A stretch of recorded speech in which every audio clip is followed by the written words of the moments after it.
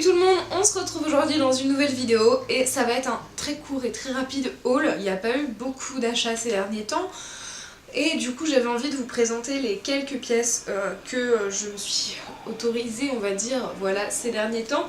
Donc premièrement, le must du must, elles sont un peu sales, j'en suis désolée, ce sont des Converse qui se présentent comme ceci, elles sont beaucoup trop belles, voilà, clairement ça fait très longtemps que j'avais pas acheté de Converse. Parce que je les porte quasiment plus, ça tient pas très chaud, c'est en toile, c'est pas waterproof et en plus de ça la semelle glisse terriblement du coup quand je suis au travail au restaurant. Résultat, je me suis cassé la gueule pas plus tard que ce midi, donc voilà, ça m'apprendra, mais malgré tout je les trouve absolument sublimes. Elles sont cet effet, vous savez, un peu genre Burberry, je trouve, ce motif est trop ouf. Et je les ai pris en 4,5, donc équivalent à du 37, ce qui est assez étonnant, mais sa taille je trouve un peu petit. Et celles-ci du coup sont compensées, elles coûtent 85€, viennent de chez Bershka, c'était une collaboration, une collection capsule avec eux.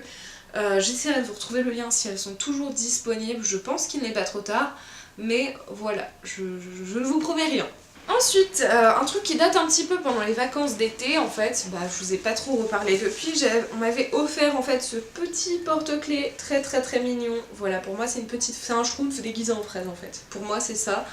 Et il est toujours sur mon sac photo et je trouve ça vraiment beaucoup trop mignon. Donc il est ici. Ensuite, autre petite lubie, je voulais absolument un nouveau sac à main. Et je voulais un sac à main qui ne soit pas trop grand ni trop petit pour caler tout mon bordel. C'est très difficile à trouver comme équilibre, mais j'ai trouvé ça chez New Yorker.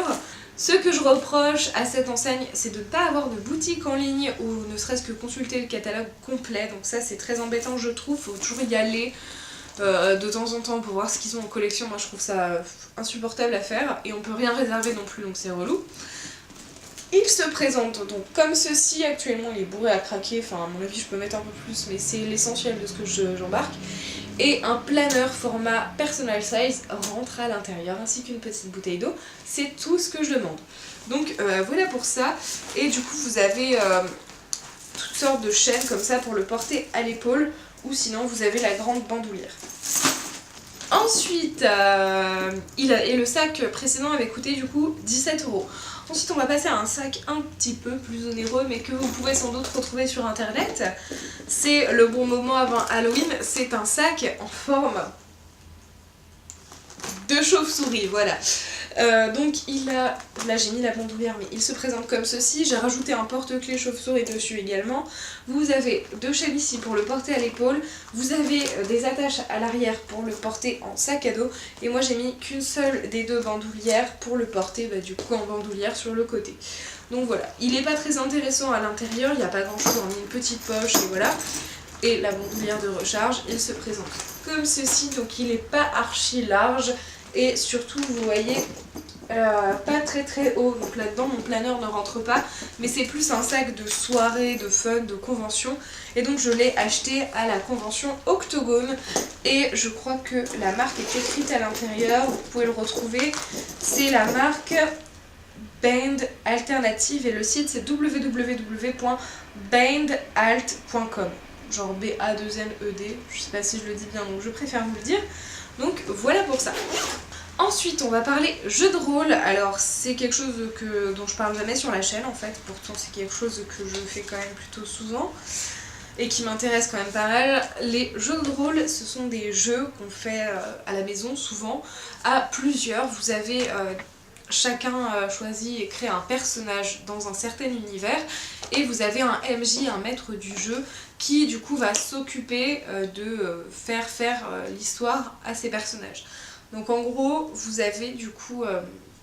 c'est un peu comme un loup-garou, vous savez, vous avez un personnage qui doit faire des trucs, qui a des objectifs précis, particuliers ou quoi, une certaine personnalité, et vous avez un MJ qui fait en sorte que tout se passe bien. Donc en fait le MJ est là pour faire avancer l'histoire et pour vous dire ce qui se passe, comment ça avance, s'il y a des événements annexes ou quoi. Et donc le jeu de rôle que peut-être je préfère après Cthulhu, c'est Channel Fear. Alors pourquoi Channel Fear? J'aime beaucoup masteriser ce jeu puisque c'est très simple, c'est pas un immense livre de jeu comme ça peut être le cas pour Cthulhu, Pathfinder, Night's Black Agent, bref il y en a plein d'autres, c'est une catastrophe. Là vous avez vraiment par exemple un tout petit bouquin qui est très fin et qui fait du coup allez, même pas, allez, une quarantaine de pages.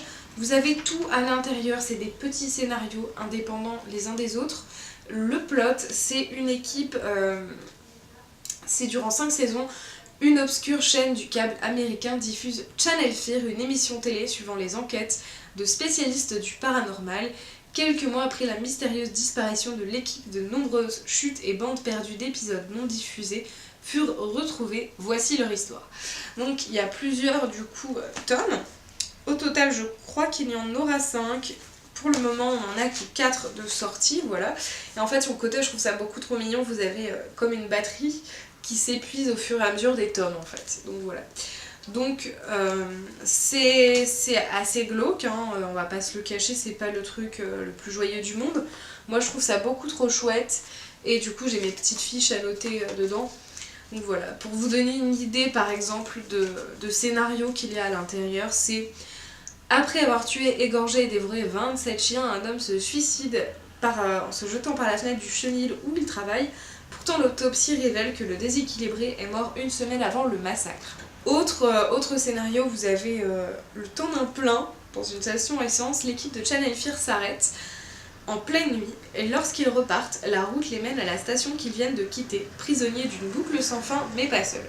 C'est un de mes scénarios préférés, c'est celui que j'avais joué en découvrant le jeu et je le trouve toujours aussi cool. Donc voilà, c'est un petit jeu qui est facile à masteriser, c'est des parties qui durent de 2 à 4 heures maximum, vous n'avez pas des séances où il faut se voir toutes les semaines, donc c'est moins de contraintes et c'est beaucoup plus accessible pour commencer le jeu de rôle et commencer à masteriser du jeu de rôle, donc c'est pour ça que je les aime beaucoup.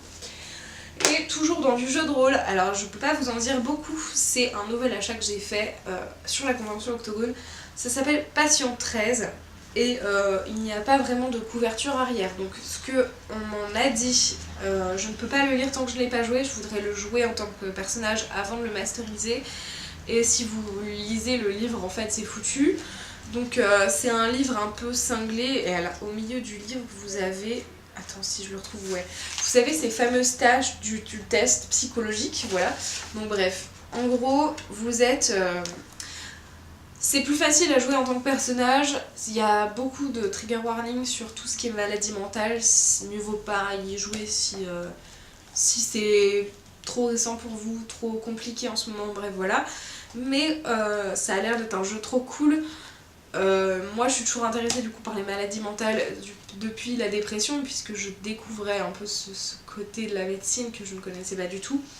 En gros, les personnages se réveillent, ils sont dans un centre hospitalier psychiatrique, dans un centre psychiatrique, ne se souviennent de rien de ce qui leur est arrivé et on se demande toujours si est-ce que ce personnage est vraiment fou ou est-ce que les choses autour de lui sont paranormales.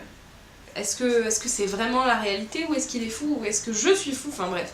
Il y a tout un questionnement assez passionnant là-dessus, je saurais pas l'expliquer aussi bien que d'autres amis, mais voilà pour ça. N'hésitez pas à vous renseigner si ça vous intéresse.